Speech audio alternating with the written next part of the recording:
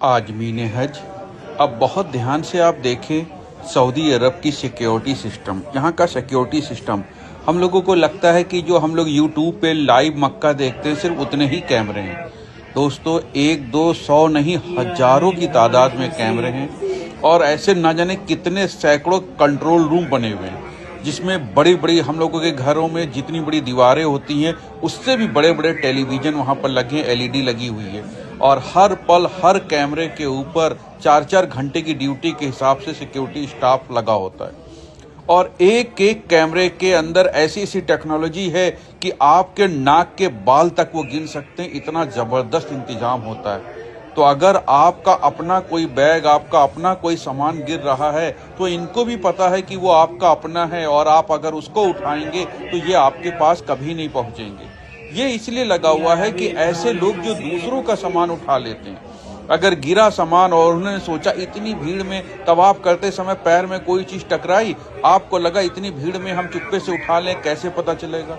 अल्लाह माफ़ करे, अल्लाह तो देख ही रहा है। लेकिन ये दुनिया में अल्लाह ताला ने ऐसी ऐसी टेक्नोलॉजी सऊदी अरब की सिक्योरिटी को दे रखी है, ऐसा ऐसा सिस्टम दे रखा है कि आप उस लाखों की भीड़ के मजमे में अगर पैर के अंगूठे से कोई चीज़ उठा करके अपने हाथ में पकड़ लेंगे, वो भी इनको पता चल जाएगा।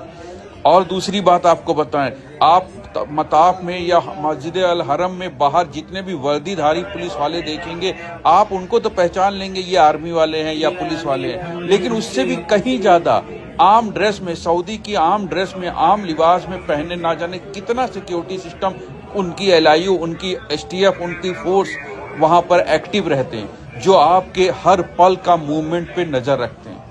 यहाँ तक कि आपको बता दे, जवान तो छोड़िए, अगर 60, 65, 70 साल वाला बुजुर्ग भी किसी गैर महरम किसी औरत को लगातार 40 सेकंड तक देखता रहेगा, थोड़ी देर के बाद पुलिस आके उसको उठा के लेके चली जाएगी।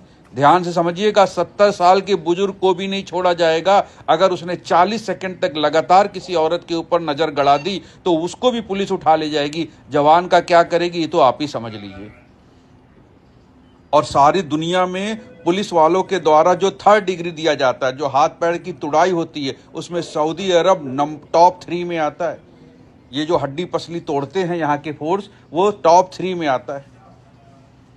और जो सऊदी अरब का बंदा है, जो सऊदी सिटीजन है, अगर वो भी कोई गलती करता है तो उसका भी पता नहीं चलता है कि वो कौन सी जेल में कहाँ गया। हमारे इंडियन हाजियों का तो आप ही अंदाज़ा लगा सकते हैं, कुछ अता पता नहीं चलेगा कहाँ गए। अगर जरा से भी अपराध जैसी चीज़ में कोई भी लिप्त हो गया, अपराध जैसी चीज़ में कोई फंस गया, इसलिए आपको ये वीडियो टेक्नोलॉजी हम दिखा रहे हैं। आप इसमें देख कर सिर्फ इबरत हासिल कर ले कि आपके एक एक मूवमेंट पर नज़र होगी। यहाँ तक कि आपको बता दें, अगर मस्जिद अल हरम के बाहर आप 2 सगे भाई हैं और एक दूसरे को रियाल दे रहे हैं, एक आदमी ने पर्स से 100 रियाल निकाले और दूसरे को दिए, उतनी देर में फोर्स आ जाएगी। पैसों का लेन देन भी खुलेआम करना सख्त मना होता है वहाँ पर। टाइम नहीं लगता फोर्स आने में मेरे भाई, इतनी ज़बरदस्त वो है वहाँ पर सिस्टम, और ऐसे ऐसे सेंसर लगे हुए हैं कि हर मूवमेंट पे नज़र रखते हैं। आप खुद अपनी नज़रों से देख लीजिए। इसलिए हमने आपको बताया कि आप किसी दूसरे का सामान बिल्कुल ना उठाएं, और अगर आपका अपना सामान गिर रहा है, चाहे वो आपका पर्स हो, चाहे वो बैग हो, कुछ भी हो, तो अपना सामान जरूर उठा लें, क्योंकि ये जो कैमरे की आंखें हैं ये बात को देख रही हैं कि आपने अपना सामान गिरने पर उठाया है। तो आपको अपना कोई भी सामान कहीं भी गिर जाए, 10 बार गिरे 10 बार उठा लीजिए, या ना सोचिए कि आपको पुलिस पकड़ लेगी। लेकिन किसी और का सामान, यहाँ तक कि रुमाल भी अगर आपने उठा लिया, रियाल और पर्स और बैग तो छोड़िए, अगर रुमाल भी उठाया तो आप अरेस्ट होने के लिए तैयार रहिए।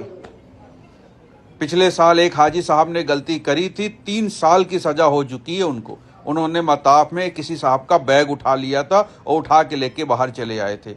तो मेरे भाई, नाक के बाल गिलेगी, ये वो पुलिस है, इसलिए बिल्कुल अलर्ट रहिएगा, कोई गलती ना करिएगा।